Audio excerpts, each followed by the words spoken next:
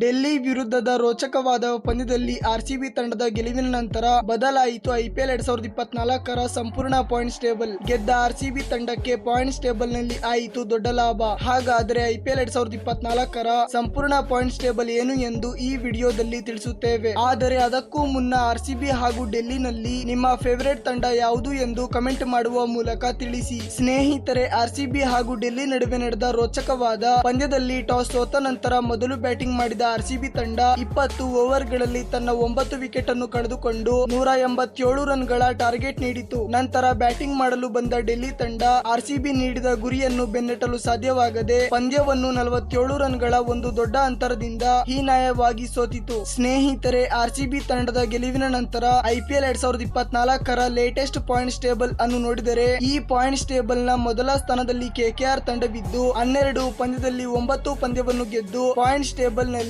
18 ಅಂಕವನ್ನು ಪಡೆದುಕೊಂಡಿದೆ. ಮತ್ತು ಎರಡನೇ ಸ್ಥಾನದಲ್ಲಿ ರಾಜಸ್ಥಾನ್ ತಂಡವಿದ್ದು 12 ಪಂದ್ಯದಲ್ಲಿ 8 ಪಂದ್ಯವನ್ನು ಗೆದ್ದು ಪಾಯಿಂಟ್ಸ್ ಟೇಬಲ್ ನಲ್ಲಿ 16 ಅಂಕವನ್ನು ಪಡೆದುಕೊಂಡಿದೆ. ಹಾಗೂ ಮೂರನೇ ಸ್ಥಾನದಲ್ಲಿ ಚೆನ್ನೈ ತಂಡವಿದ್ದು 13 ಪಂದ್ಯದಲ್ಲಿ 7 ಪಂದ್ಯವನ್ನು ಗೆದ್ದು ಪಾಯಿಂಟ್ಸ್ ಟೇಬಲ್ ನಲ್ಲಿ 14 ಅಂಕವನ್ನು ಪಡೆದುಕೊಂಡಿದೆ. ಹಾಗೂ ನಾಲ್ಕನೇ ಸ್ಥಾನದಲ್ಲಿ ಹೈದರಾಬಾದ್ ತಂಡವಿದ್ದು 12 ಪಂದ್ಯದಲ್ಲಿ 7 ಪಂದ್ಯವನ್ನು ಗೆದ್ದು ಪಾಯಿಂಟ್ಸ್ ಟೇಬಲ್ ನಲ್ಲಿ 14 ಅಂಕವನ್ನು ಪಡೆದುಕೊಂಡಿದೆ. ಮತ್ತು ಐದನೇ ಸ್ಥಾನದಲ್ಲಿ ಆರ್ಸಿಬಿ ತಂಡವಿದ್ದು 13 ಪಂದ್ಯದಲ್ಲಿ 6 ಪಂದ್ಯವನ್ನು ಗೆದ್ದು ಪಾಯಿಂಟ್ಸ್ ಟೇಬಲ್ ನಲ್ಲಿ 12 ಅಂಕವನ್ನು ಪಡೆದುಕೊಂಡಿದೆ. ಹಾಗೂ ಆರನೇ ಸ್ಥಾನದಲ್ಲಿ ಡೆಲ್ಲಿ ತಂಡವಿದ್ದು 13 ಪಂದ್ಯದಲ್ಲಿ 6 ಪಂದ್ಯವನ್ನು ಗೆದ್ದು ಪಾಯಿಂಟ್ಸ್ ಟೇಬಲ್ ನಲ್ಲಿ 12 ಅಂಕವನ್ನು ಪಡೆದುಕೊಂಡಿದೆ. ಮತ್ತು ಏಳನೇ ಸ್ಥಾನದಲ್ಲಿ ಲಕ್ನೋ ತಂಡವಿದ್ದು 12 ಪಂದ್ಯದಲ್ಲಿ 6 ಪಂದ್ಯವನ್ನು ಗೆದ್ದು ಪಾಯಿಂಟ್ಸ್ ಟೇಬಲ್ ನಲ್ಲಿ 12 ಅಂಕವನ್ನು ಪಡೆದುಕೊಂಡಿದೆ. ಹಾಗೂ ಎಂಟನೇ ಸ್ಥಾನದಲ್ಲಿ ಗುಜರಾತ್ ತಂಡವಿದ್ದು 12 ಪಂದ್ಯದಲ್ಲಿ 5 ಪಂದ್ಯವನ್ನು ಗೆದ್ದು ಪಾಯಿಂಟ್ಸ್ ಟೇಬಲ್ ನಲ್ಲಿ 10 ಅಂಕವನ್ನು ಪಡೆದುಕೊಂಡಿದೆ. ಮತ್ತು ಒಂಬತ್ತನೇ ಸ್ಥಾನದಲ್ಲಿ ಮುಂಬೈ ತಂಡವಿದ್ದು 13 ಪಂದ್ಯದಲ್ಲಿ 4 ಪಂದ್ಯವನ್ನು ಗೆದ್ದು ಪಾಯಿಂಟ್ಸ್ ಟೇಬಲ್ ನಲ್ಲಿ 8 ಅಂಕವನ್ನು ಪಡೆದುಕೊಂಡಿದೆ. ಹಾಗೂ 10ನೇ ಸ್ಥಾನದಲ್ಲಿ ಪಂಜಾಬ್ ತಂಡವಿದ್ದು 12 ಪಂದ್ಯದಲ್ಲಿ 4 ಪಂದ್ಯವನ್ನು ಗೆದ್ದು ಪಾಯಿಂಟ್ಸ್ ಟೇಬಲ್ ನಲ್ಲಿ 8 ಅಂಕವನ್ನು ಪಡೆದುಕೊಂಡಿದೆ. ಸ್ನೇಹಿತರೆ, ನಿಮ್ಮ ಪ್ರಕಾರ ಈ ಬಾರಿಯ ಐಪಿಎಲ್ 2024ರ